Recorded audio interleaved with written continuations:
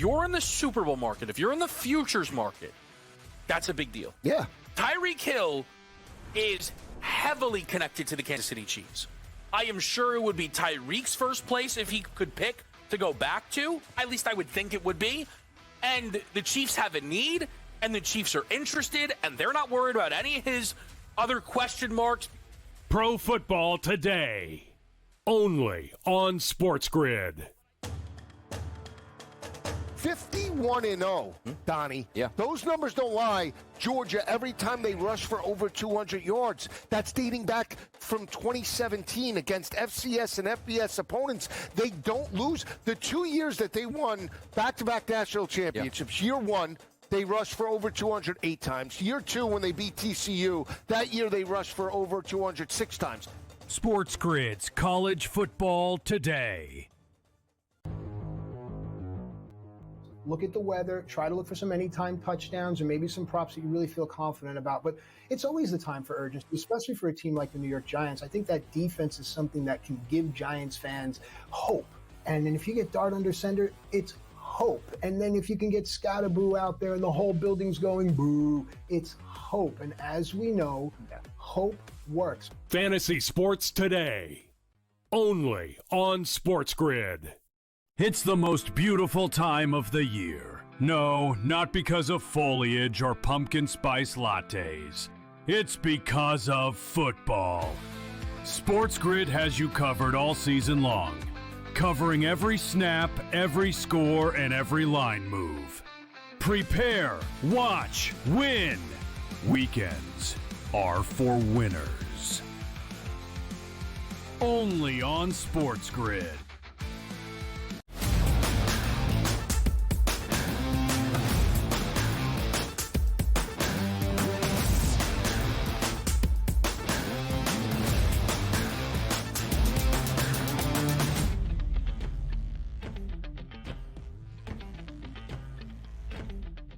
All right, welcome in and a very happy Monday, also known as Fun Day, as chaos reigned supreme yesterday in the NFL. And the good news is we might get more coming up here tonight. One more game to close out week 3 of the NFL season, not to mention college football. A lot of storylines there on Saturday. And of course, this week is big because it is the final week of the regular season in Major League Baseball. Who's in, who's out.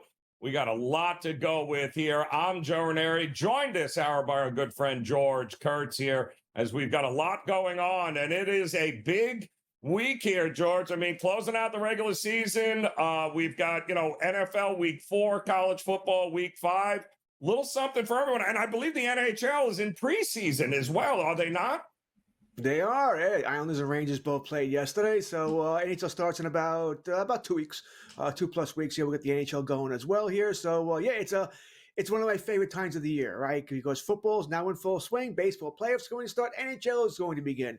The weather may be getting a little cooler here up in the Northeast there, but one of my favorite times of the year, unless you're a New York sports fan. Met fans, Joe, despondent. Jets and Giants are 0-6. That's you got a lot of people got took them off jumping off a bridge this week. I for one am looking forward to the NHL season because where is the cup again? That's right, it's in Florida where it belongs. George, let's hit the 7-7 here as we've got 7 good topics here across the board you need to know about this morning. And the first one, of course, is if you're up last night watching this game, you're a liar, because this was a cure for insomnia. As the Chiefs end up beating the Giants 22-9. And how in the world do the Giants lose Graham Gano before the game again, like they did a year ago against Washington? Not that I think this ultimately would have affected the outcome, because the Giants' offense is horrific. But again, one of those teams had to start 0-3. Not a surprise that it's the Giants and not the Chiefs. Yeah, I think the news here is that the Giants' offense is not fixed. The Dallas defense is that bad. That's why Russell Wilson had a good game last week. And now I think it's fully on here. When is Jackson Dart going to get the start? All right. I don't think it'll be this week against the Chargers, a tough defense. But week 5, New Orleans, I know it's on the road. But if you look at that Giants schedule, Joe, It's brutal. I mean, you're not. There's no easy spot to put him in here. You play Philadelphia after that, and Denver, and Philadelphia again. So I think Jackson Dart might be starting for the Giants in Week 5. Yeah, well, sooner rather than later, it'd be good for them here.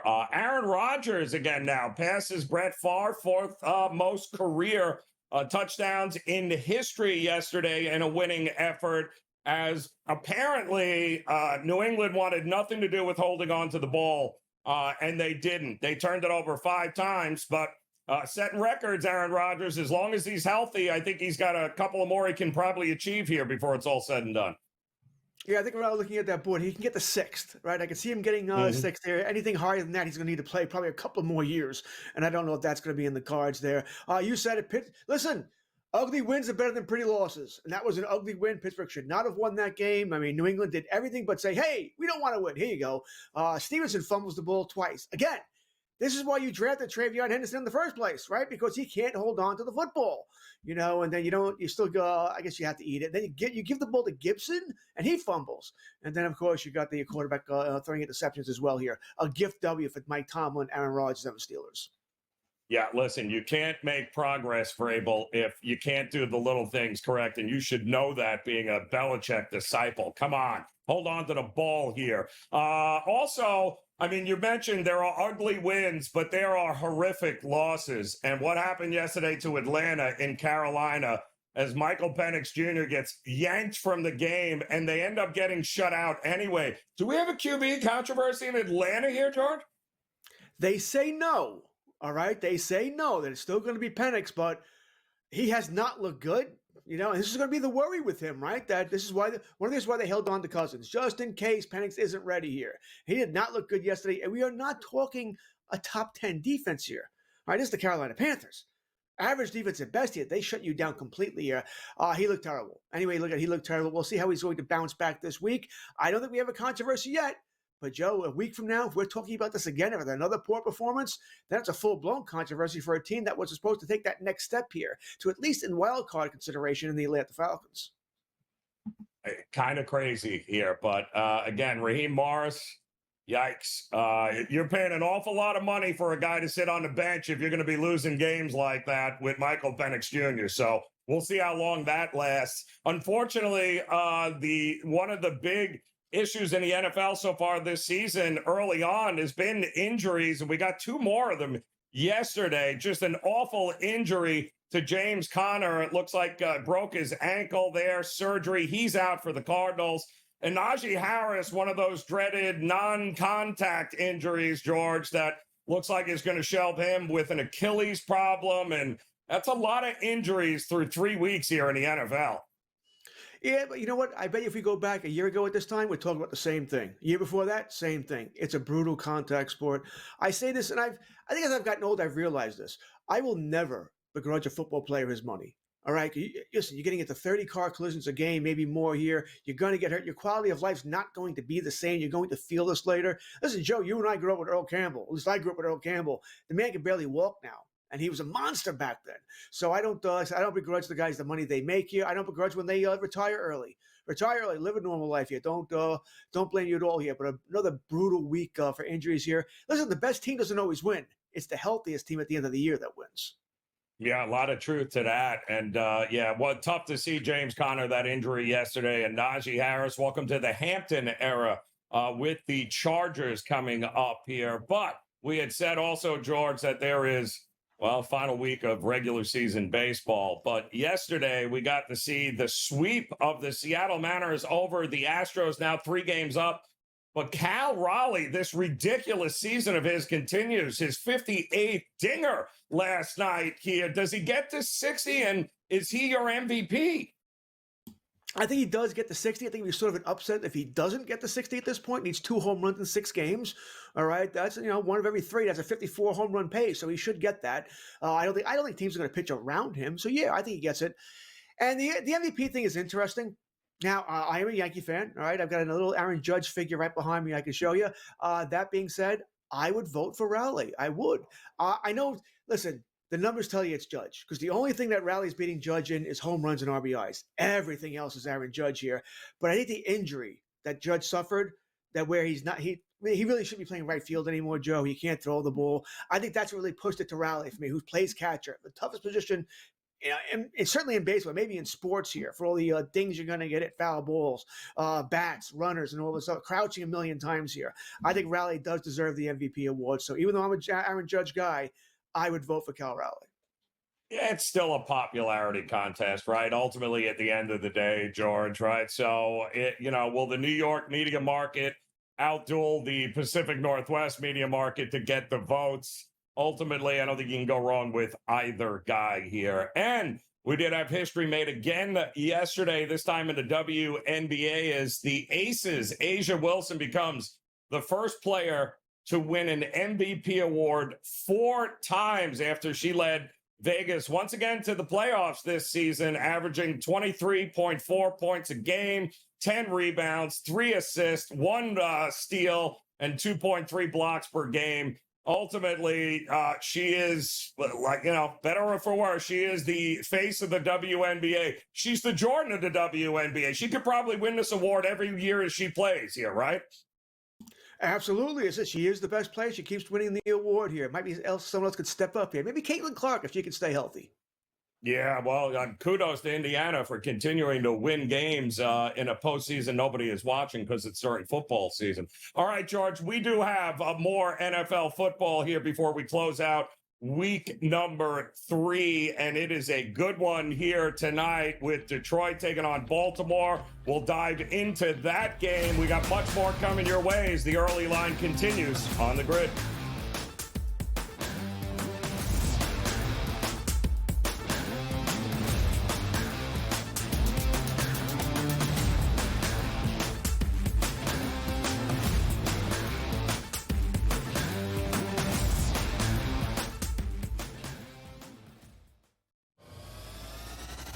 If you're in the Super Bowl market, if you're in the futures market, that's a big deal. Yeah. Tyreek Hill is heavily connected to the Kansas City Chiefs.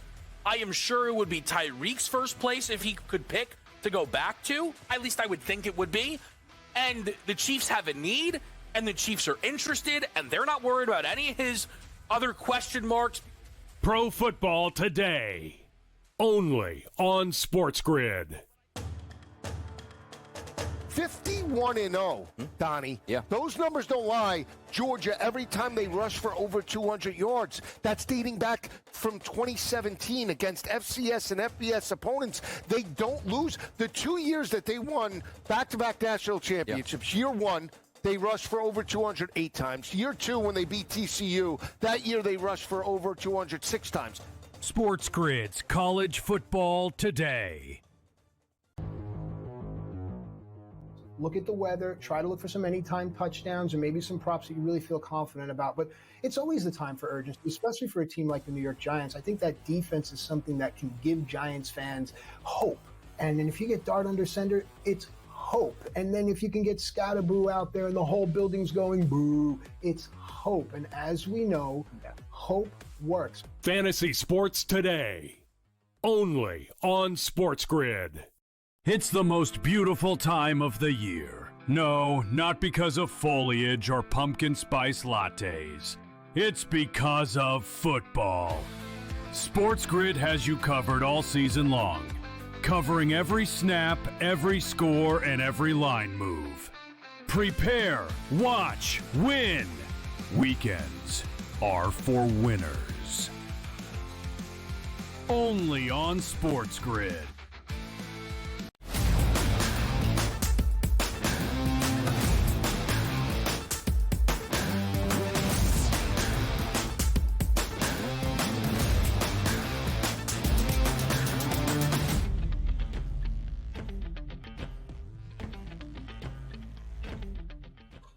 All right, welcome back in. Are you ready for some more football? And we've got one more game here before we close out week 3 in the NFL season. And it is a good one. And I think it's a good one because we're going to learn a little bit more about these two teams tonight. Welcome into the early line. I'm Joe Ranieri, joined by George Kurtz. And while yesterday was pure chaos, George, on a lot of levels, like how dare you think you're going to kick a game-tying or game-winning field goal in the NFL in week 3? How dare you think you're going to be able to get a second field goal off, in fact, in those games.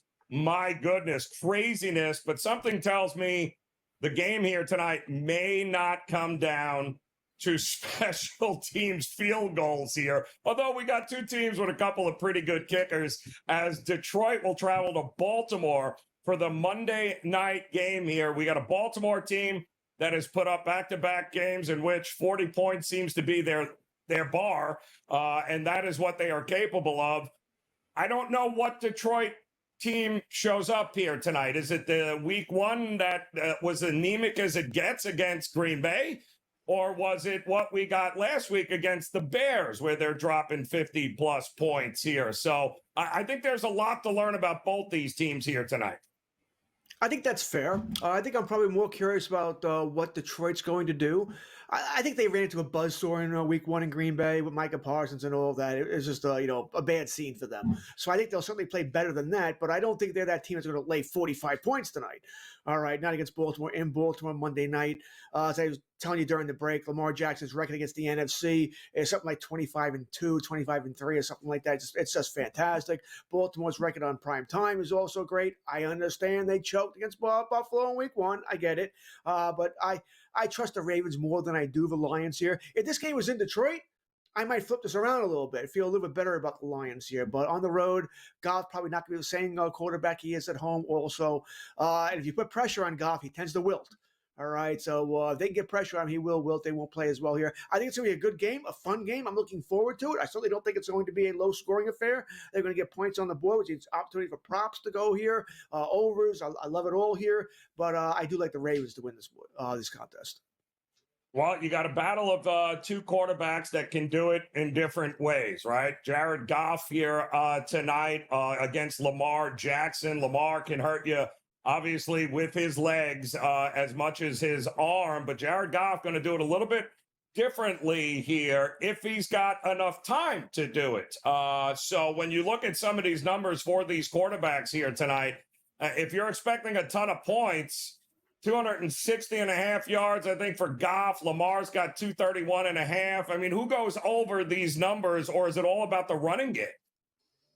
I think, once again, Detroit's going to look to soften up the Baltimore with the run game, with Gibbs, with Montgomery here. Just a way to get that rush off Goff, give Goff some time here. So that's why I expect Detroit to play it. And once again, that's pretty much how the road team game plan in games like this, right? Soften them up with the run, then we can hit them over the top with the pass here. So that's what I expect them to do. Lamar, I think Baltimore's going to run their normal offense here. With Lamar, with Derrick Henry, Zay Flowers. If you're asking me which one I think it's over their number here, I probably like Lamar Jackson's number more, but I like his numbers passing plus rushing yardage. That's where I'm probably going to go as far as one of my props. Take that over, which I believe is 263.5, something like that. That's probably what I'll hit as far as Lamar's numbers rather than his straight passing number. I like getting both involved there. Yeah, I think this is going to be interesting. The rushing prop numbers, too, are also interesting with Derrick Henry, and you mentioned Gibbs as well as Lamar Jackson. Now, listen, if I'm looking at the Baltimore running attack here, Aiden Hutchinson missed the final 3 months of last season. He is back. He is healthy. I think this Detroit defense is better than what they were a year ago, certainly in this spot here. And to me, who do you let beat you, right? I'm not letting Derrick Henry beat me. I'm not letting the running game of Baltimore beat me, right? So force Lamar to throw the ball. Are we fading the running stats here of Baltimore? Derrick Henry had 2 rushing yards last week. Mm-hmm. 2. That's 2 more than you and I, and we didn't play. They're going to run the ball tonight. All right, they're going to want to establish that run as well here. But their run game's a little different, right? They're going to do the RPOs, where he might hand it to Henry or he might pull it and take it himself here. It's a really tough run game to stop here. But there's no way they're going to have Henry go for 2 yards again. They're going to want to establish that. And once again, there's a lot of reasons for that. It gives Lamar time later on. It also softens the defense up because who wants to tackle Derrick Henry? Nobody wants to tackle Derrick Henry. But I think they want to make a statement tonight that, Henry's fine. All right, this has nothing to do with week one where he fumbled, theoretically cost us the ball game here. We played a very tough Cleveland defense here. Cleveland does have a good defense there. So I think they do want to establish the run. That being said, 86.5, that's a little rough for me, Joe. I don't think he's going to get that. I think he's going to have a decent game here, but not 86.5 decent. I'll take the under. Well, yeah, and I got to tell you, with Gibbs and Montgomery, forget about Cleveland's game last week because they were behind and had to throw a lot in that game. But when you look at what Buffalo did on the ground against this Ravens defense. They got a little something to prove here as well, George. So if I'm Detroit, am I testing that run defense here early and often? Because it certainly feels like Gibbs and Montgomery could have big games here with this, leaky run defense of the Ravens. If they don't get over that total, they're not winning the game. All right, because if they're not getting, if Gibbs not getting 54 yards and Montgomery not getting 37 yards, means they're not getting 100 yards rushing. That means things get out of control. Gottlieb's throwing, going back to pass too many times here, which is going to lead to other mistakes here. So they have to get that total here. I'll probably hit the over on Gibbs once again. I'm probably going to go the double prop here of his receiving yards and his rushing yards together here. I think they're going to want to use him big time here. I like Montgomery a lot. Maybe I like him more of an anytime touchdown play than his yardage total here. But I think they're going to want to get Gibbs involved because he's the big play guy, right? Montgomery's more your traditional back here. Gibbs is that guy where, hey, you give him, he can break up, he can go to the house at any time here. So I like Gibbs' total prop here of his rushing and passing and receiving yardage. Yeah, I mean, some of those anytime touchdown prop prices are crazy. I mean, Derrick Henry minus $2 here, Gibbs minus 125. Everyone else that you would think, Montgomery, Flowers, all around, even money here. So with the highest total on the board this week here now, inching up to closer to about that 52.5 mark here, George. I think points are coming and might not be a bad idea to jump on a lot of those touchdown props. We'll have more on this game here as we get ready. Also some college football as the early line continues on the grid.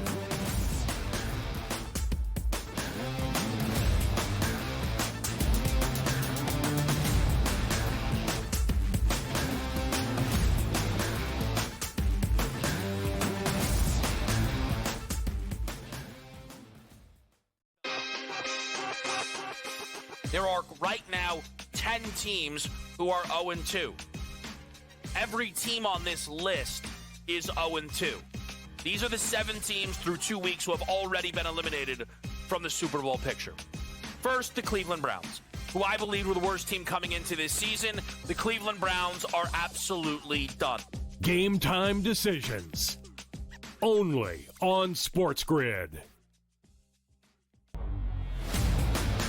Josh Heupel. I mean, please, dude, you got to be kidding me. How do you lose this game at home when you've got Georgia on the ropes with a iffy quarterback at best there in Gunnard, and you somehow figure out a way to lose that game? A game, Donnie, which was pretty much in hand for Notre Dame, 3/4 of it. The early line. Only on SportsGrid. It's the most beautiful time of the year. No, not because of foliage or pumpkin spice lattes. It's because of football. SportsGrid has you covered all season long, covering every snap, every score, and every line move. Prepare, watch, win. Weekends are for winners. Only on SportsGrid. I needed a mental break when the season was over. Because it's a lot. It's a lot. You get tired of training. But, man, I never get tired of playing golf. I love it. I mean, every course is different. Every day is different. And some days you're like, oh, I got this. I got it. Then you go out there and shoot a 95 the next day. I'm like, damn. The Smiley Show. Only on SportsGrid.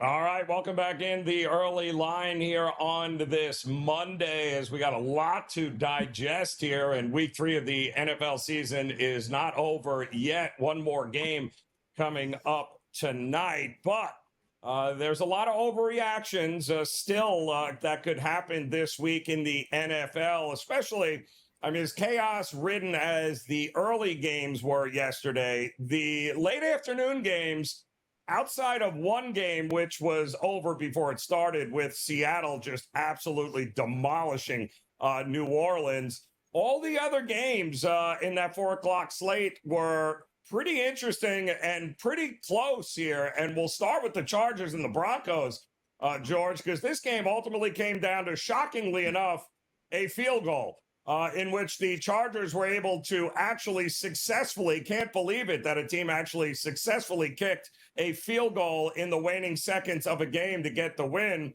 because the teams who played at 1 o'clock had such a difficult time getting that done. But it's a great win for the Chargers. Now 3-0.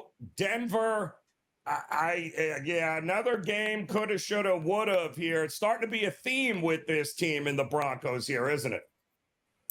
I mean, they should have beaten Indianapolis last week, right? The leverage thing on the field goal. I mean, it's a 64-yard field goal, but what are you doing? All right, you have no reason to do that here. So you made a mistake there. And yeah, you could have won yesterday. It's a young team, right? Young quarterback here. All right, so maybe you have to lose before you can win. Sort of one of those things. Chargers looking real good, Joe. Real good, right? Those 3 wins, by the way, also against their division opponents. All right, so they're taking care of business as far as the division is concerned here. I don't know if I'm quite ready to put them with the Bills and Ravens yet, but I don't think they're that far behind either, right? So the Chargers look good here. Justin Herbert looks fantastic. So they did have the injury to Harris yesterday, but you drafted your Hampton in the second round here, so you're sort of covered there. And Ladd McConkey, by the way, hasn't even gotten going yet. All right, everything's about Quentin Johnson and Keenan Allen, right? A blast from the past here. We haven't seen really McConkey get going yet here, so there's more to be had for this Chargers offense, and they get the New York Giants this week. Yeah, they do here, and I got to tell you, the West, the NFC West, Seattle rolled yesterday, but then Arizona and the 49ers got into it in Levi Stadium. And ultimately came down to yet another winning field goal. Eddie Pinheiro, 35-yarder, gets it done. Wasn't blocked. Shocker. But my goodness, more injuries. Bosa is taken out in the first quarter there with a knee injury. We know what happened to James Conner there with the ankle. But ultimately, it was a ugly game that had mistakes all over the place. But the 49ers, listen, no matter what, you won. You're 3-0 here at this point, and you're in control of that division. Do you want to be the optimist or the pessimist here? Right, you chose the optimist with San Francisco. I'll go the pessimist with Arizona. You can't lose this game.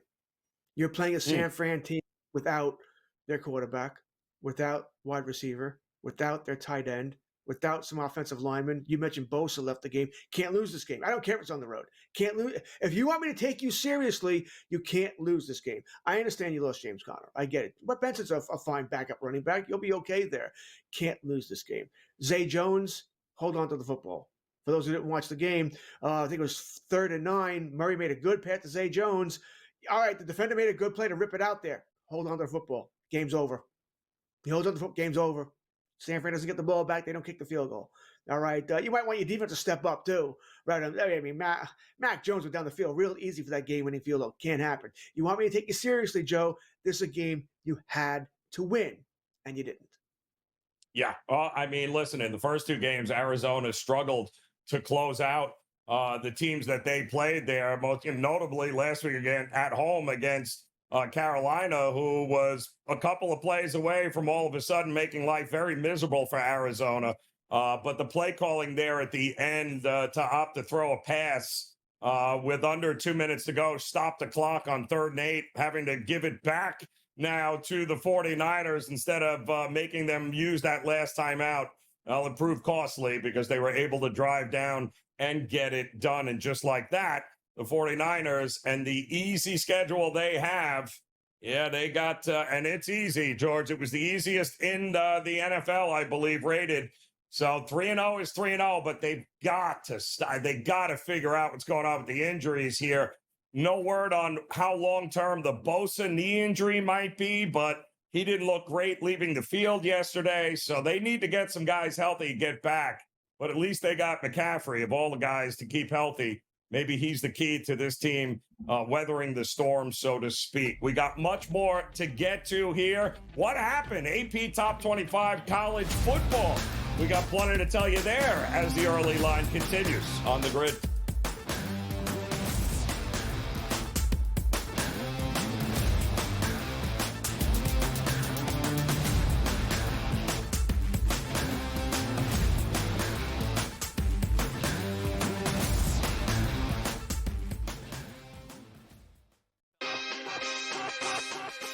There are right now 10 teams who are 0-2. Every team on this list is 0-2. These are the 7 teams through 2 weeks who have already been eliminated from the Super Bowl picture. First, the Cleveland Browns, who I believe were the worst team coming into this season. The Cleveland Browns are absolutely done. Game time decisions. Only on SportsGrid. Josh Heupel. I mean, please, dude, you got to be kidding me. How do you lose this game at home when you've got Georgia on the ropes with a iffy quarterback at best there in Gunnard, and you somehow figure out a way to lose that game? A game, Donnie, of which was pretty much in hand for Notre Dame, 3/4 of it. The early line. Only on SportsGrid. It's the most beautiful time of the year. No, not because of foliage or pumpkin spice lattes. It's because of football.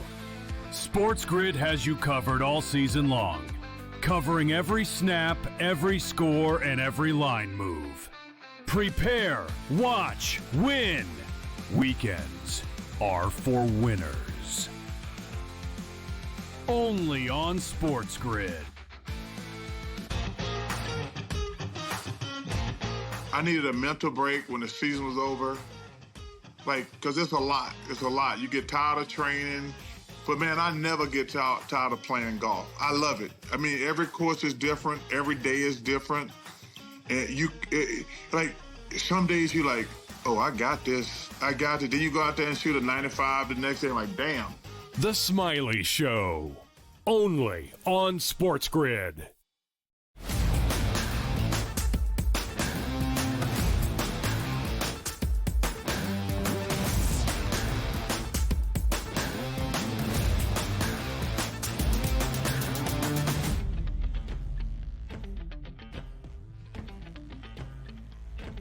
All right, welcome back into the early line. Happy Monday to you. Certainly hope it was a profitable weekend as we get to start the new week with, well, one more NFL game here tonight with Detroit and Baltimore going at it in Baltimore. We'll have some thoughts and some best bets on that game coming up here in just a few. But if you thought yesterday was crazy in the early slate of windows, Saturday proved to be pretty crazy as well in college football. And you don't have to look any further than what the AP Top 25 comes out to tell you just how good a weekend it was for some teams and how terrible a weekend it was for some teams. And really the big mover to me, as Ohio State, who remains up at the top there, they were idle this week and still managed to get themselves 52 first place votes. But can it possibly be that the U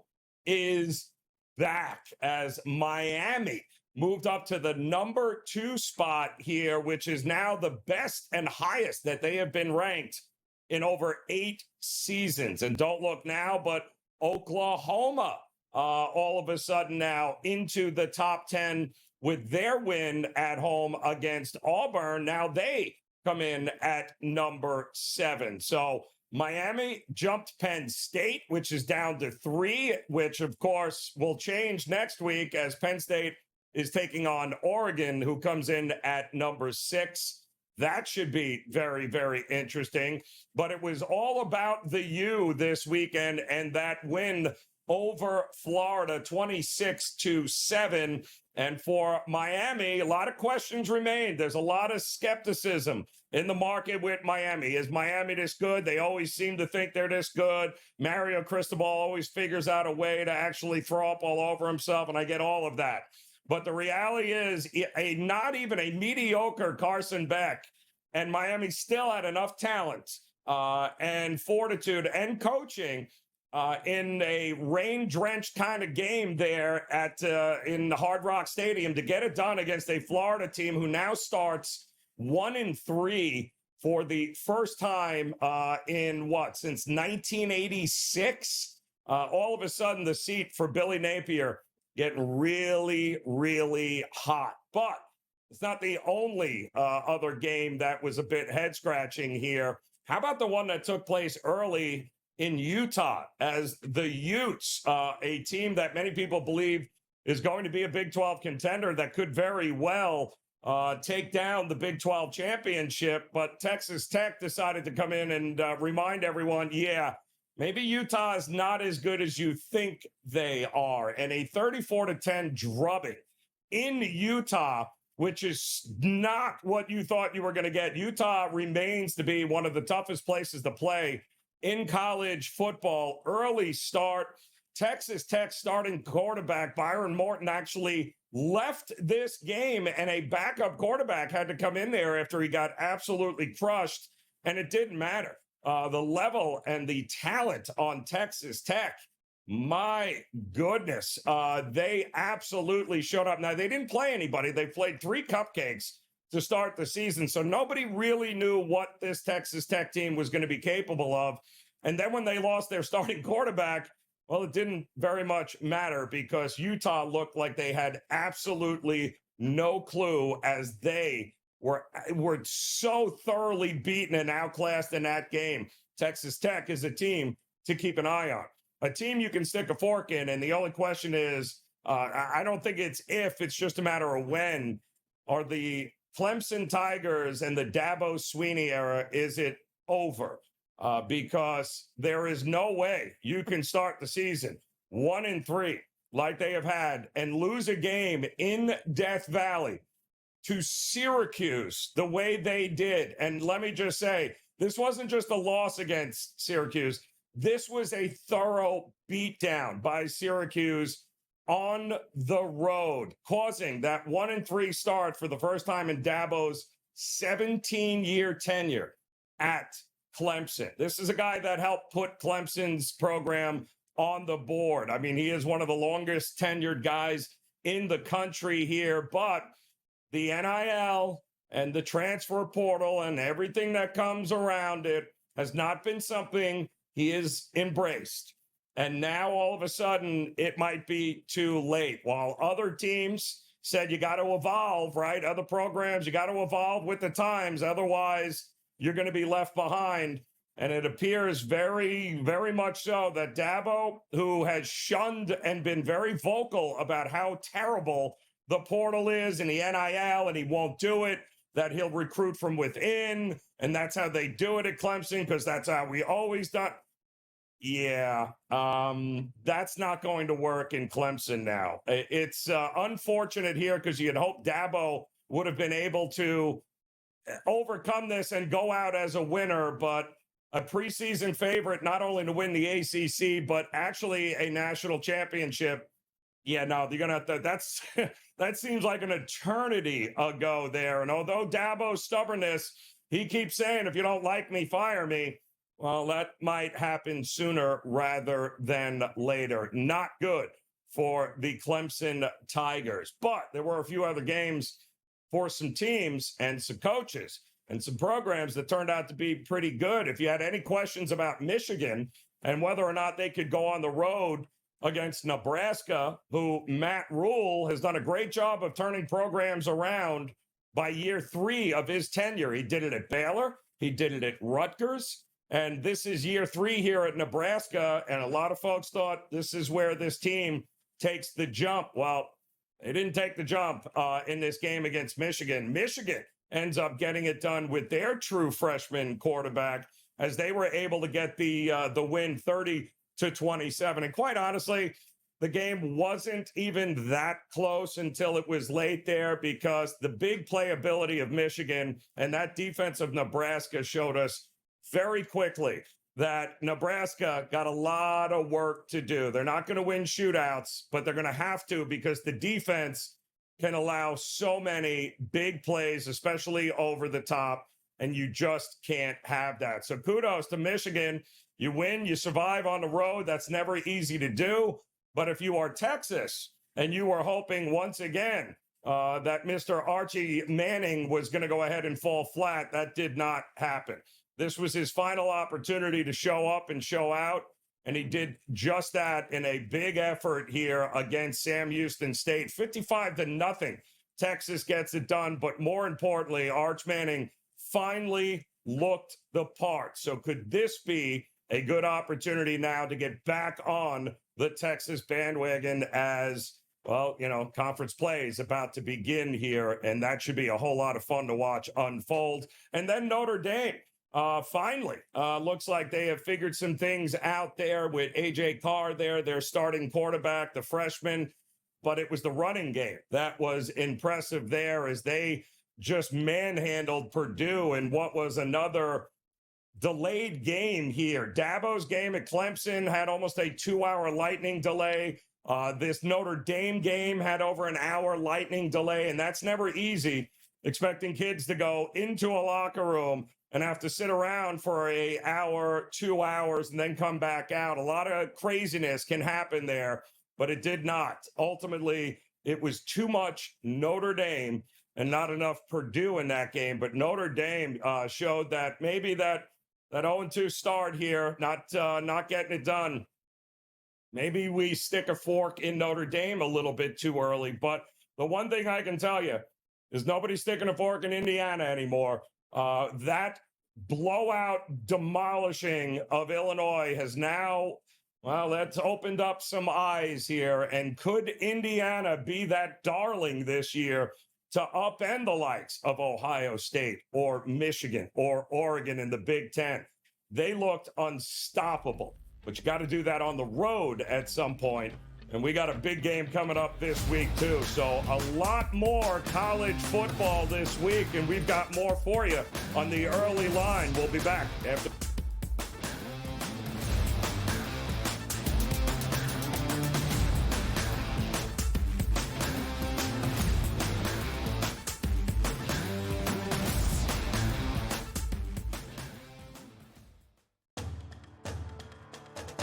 They have Boise State, they have Arkansas, they have USC. There's no shot in Purdue. Those are the only big games that they have the rest of the way. They're not getting back into the college football playoff. They're not, Donnie. I don't care if they've won 10 straight. Remember when they lost to NIU? No way, no care. What happens the rest of the season? They can't get in. Who was in the college football championship last year? But they had marquee wins at some point I don't care. They lost to NIU. SportsGrid's College Football Today. I needed a mental break when the season was over. Because it's a lot. It's a lot. You get tired of training. But, man, I never get tired of playing golf. I love it. I mean, every course is different. Every day is different. And some days you're like, oh, I got this. I got it. Then you go out there and shoot a 95 the next day. I'm like, damn. The Smiley Show. Only on SportsGrid. NFL season with about 750,000 downloads. Really interesting when you look at the third and the fourth spot. You have Bet365 and Fanatics, which were, again, that first week, they were the only sports books that grew. The good news for the other sports books in terms of downloads this week is even when you take out Fanatics and Bet365, app downloads still grew about 20% across the board overall. Newswire. Only on SportsGrid. They had clearly in hand at the end, especially in the second half, and yet somehow they managed a shank of a 60-yard field goal, and a flag comes in with no time left, Donnie, for a penalty. Do you want to know how many times that penalty of leverage was called all last season? Want to take a guess? How many? 4. The Early Line. Only on SportsGrid.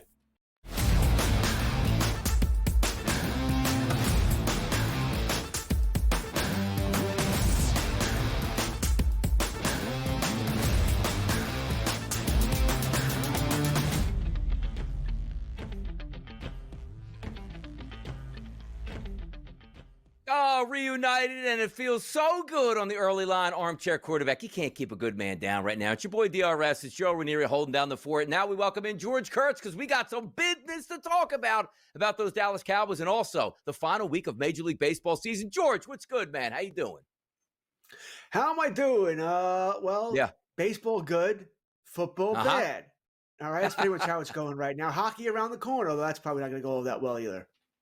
Hockey around the corner, you are right. And yesterday, George, let me just play out my Sunday for you. I don't like the Dallas Cowboys. I'm a big Eagles fan. I took a team total on the Rams going against my team, and that one hit, and I loved it. But my favorite bet of the day was, that Dallas Cowboys offense going up against that Chicago Bears defense that got lit up like a drum against Detroit. CeeDee Lamb, George Pickens, and Dak Prescott will eat. CeeDee Lamb goes down early, doesn't even get a catch in the game, and I'm left there with a 1st and goal at the 5-yard line to end the game with needing one more touchdown pass out of Dak, and he throws another interception. My goodness, those Cowboys killing me yesterday, George. I know they were killing you too. Not so much the loss, right? The Cowboys are on a good team, expected that as well, but I had the over also here, thought the same thing as you, and they had 28 points at the half. Even without CeeDee, they still had 28 points at the half.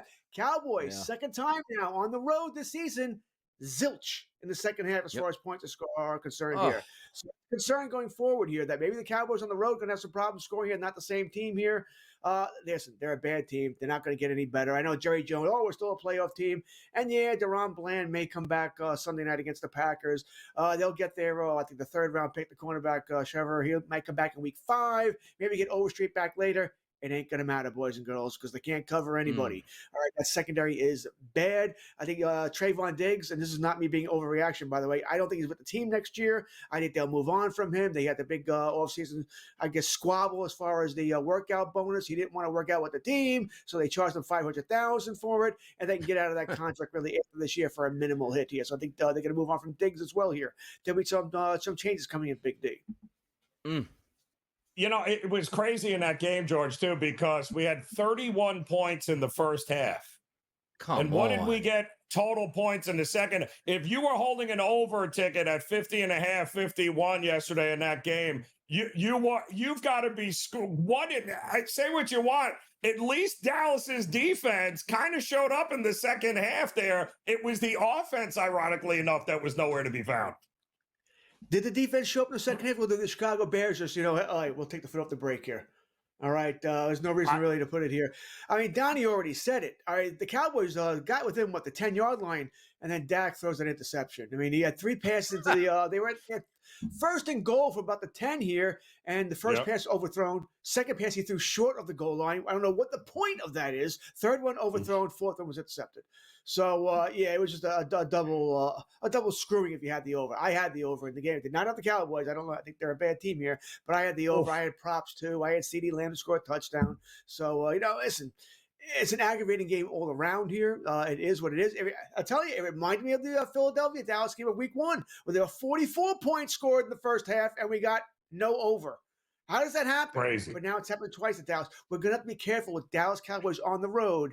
Not this week, but weeks 5 and week 6. They play with Jets and the Carolina Panthers on the road. These may not be automatic overs for us. You know what's funny about that too, George, watching? Because again, just cheering from a prop perspective, Dak to throw 2 touchdown passes. They get the ball back with 5 minutes, like perfect. Just dink and dunk down the floor. And Milton comes out in the game. And then they save your toe, like, whoa, we got to pass all the way down inside. Oh, of course, it's an illegal man downfield late in the game. And then he throws the interception in the end zone to end it. It was like that double shot where it's like, I have a chance. No, I don't. Yes, I do. No, I don't. Just a maddening game all the way around if you did have that total. But talk about interceptions here. How about an interception in Major League Baseball, George? What is going on in the Central Division in the American League? The Detroit Tigers were supposed to win the World Series and win the AL. They might not even get to the playoffs now, George. The Tigers, epic fold here with 1 week to go. Yeah, they're in full choke mode. All right, they're collapsing. They're having a lot of problems. Hey, listen, it's still in front of them.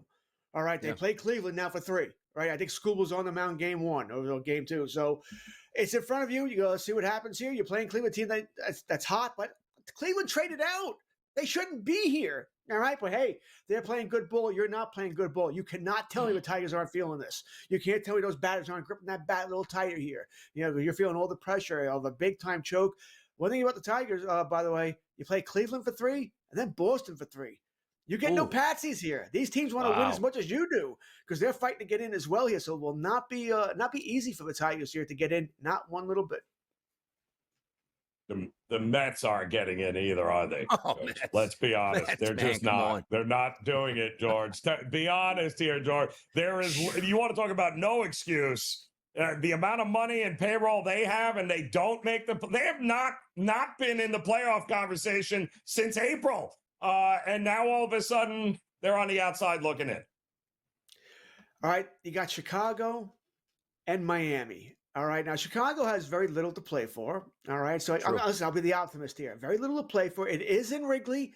Miami, by the way, could have something to play for, which is just completely nuts, by the way.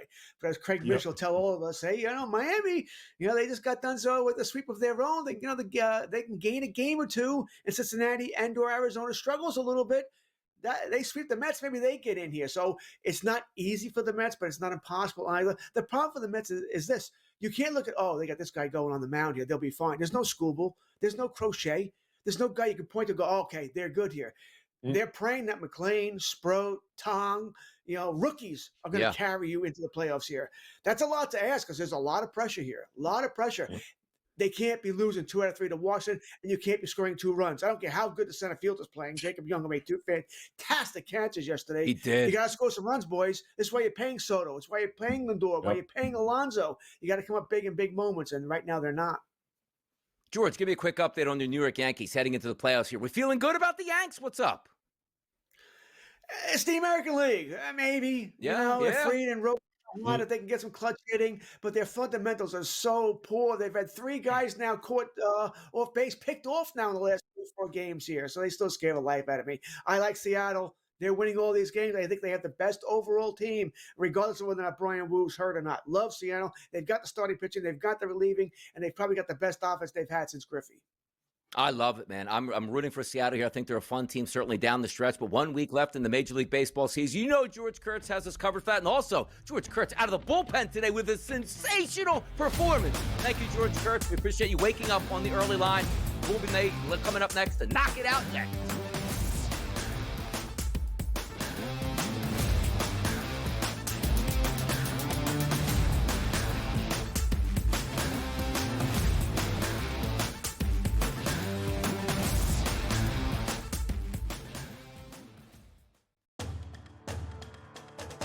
They have Boise State, they have Arkansas, they have USC. There's no shot in Purdue. Those are the only big games that they have the rest of the way. They're not getting back into the college football playoff. They're not, Donnie. I don't care if they've won 10 straight. Remember when they lost to NIU? No way, no care. What happens the rest of the season? They can't get in. Who was in the college football championship last year? But they had marquee wins at some point. I don't care. They lost to NIU. SportsGrid's College Football Today. I needed a mental break when the season was over. Because it's a lot. It's a lot. You get tired of training. But, man, I never get tired of playing golf. I love it. I mean, every course is different. Every day is different. And some days you're like, oh, I got this. I got it. Then you go out there and shoot a 95 the next day. I'm like, damn. The Smiley Show. Only on SportsGrid. NFL season with about 750,000 downloads. Really interesting when you look at the 3rd and the 4th spot. You have Bet365 and Fanatics, which were, again, that first week, they were the only sports books that grew. The good news for the other sports books in terms of downloads this week is even when you take out Fanatics and Bet365, app downloads still grew about 20% across the board overall. Newswire. Only on SportsGrid. Clearly in hand at the end, especially in the second half, and yet somehow they managed a shank of a 60-yard field goal, and a flag comes in with no time left, Donnie, for a penalty. Do you want to know how many times that penalty of leverage was called all last season? Want to take a guess? How many? 4. The Early Line. Only on SportsGrid.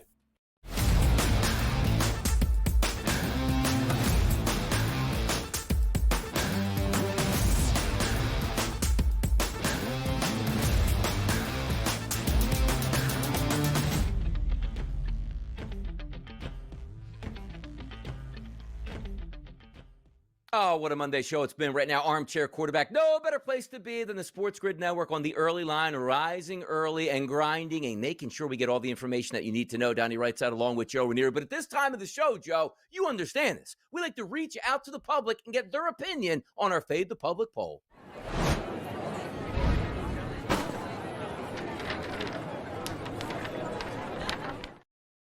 I love this game tonight. Joe, I love it. Like, you can't put a better game on a Monday Night Football game that we need to watch. 2 1-1 teams, maybe some of the best teams in the league. Caught up first week in Detroit Lions. Didn't look so good against the Packers. Looked great week number 2. Then you take a look at first week of the season, the Buffalo Bills game. Oh, no, Ravens, you blew that. Hammered the Cleveland Browns in week number 2. And here we are for week number 3. The question we asked at SportsGrid for our Fade the Public poll. Make sure you go follow the @SportsGrid account here on Twitter. What is your best bet for tonight's Monday night matchup? 4 different opinions were given here that you could vote on. Over 53.5, under 53.5, plus 5.5 for the Lions, minus 5.5 for the Ravens. For me, depending on where you're betting out here, I think the Ravens win this game. I'm going Ravens. But I do think the easy out would be just to take the over, which the... I knew it.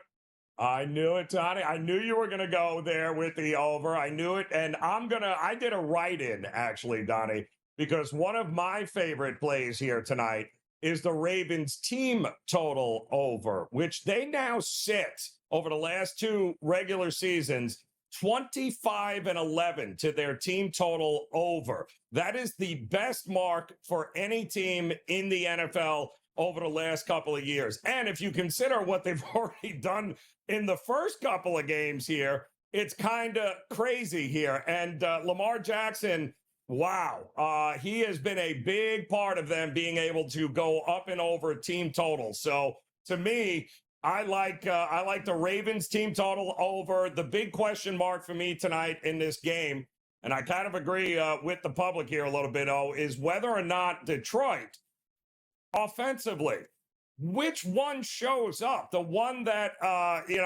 didn't look all that great against that Green Bay defense, or the one that absolutely destroyed the Bears defense last week? And to me, and I think this has everything to do with Jared Goff, and of course, his offensive coordinator, his new offensive coordinator. Now, they seem to have righted the ship last week, dropping 52 points on the Bears defense. But again, that's a different animal there for Jared Goff. This one is on the road. This one is outdoors. This one is at night. And this leads me into my best bet for the game. Listen, the narrative that Jared Goff indoors versus outdoors, that's a real narrative. Make no mistake about it. It's sometimes you can look at it and maybe it gets overhyped here a little bit, but the numbers don't lie here, especially when he is a underdog of big proportion, which he is right now, by the way. They are laying. This game opened up 5, I think, 5.5. It's down to 4 as Detroit money is coming in, but I am not buying it because we know that Jared Goff, as a big underdog in this spot, when he has had to go outdoors and at night playing these games, he's 0-8-1 straight up, and he's lost those games by an average of 16 points per game. He is not the same quarterback outdoors and on the road than he is, of course, indoors. And don't forget all those gaudy numbers with Ben Johnson last year. Nobody had a more favorable schedule of indoor games than Jared Goff and that Detroit team. So I think Detroit's defense has got to play out of their mind here tonight. I would not be shocked if maybe, just maybe, we don't get as many points from Detroit as they did a week ago. Maybe they come back down. I think ultimately this offensive coordinator and Jared Goff, we're going to have to see if things change because Ben Johnson's not walking through that door anytime soon. So tonight, this is what we're going to learn about Detroit. Is this new OC, who doesn't have a great track record or doesn't have much of a track record, quite honestly, but is he the cure for what has ailed Jared Goff over the years, having to go on the road in prime time at night in the outdoor elements? We're going to find that out. But one thing we know for sure is that we are going to get a heavy dose of Lamar Jackson and that running game. And I wouldn't be shocked either if they start airing the ball out a little bit and testing that secondary. In fact, Zay Flowers over 5.5 receptions is Donnie's best bet for the game here tonight. So there you got it. We got all about the Ravens, and we'll be all about what happens here tonight, tomorrow morning on the early line. Enjoy the game. Enjoy the day. We'll see you again then here on the Grid.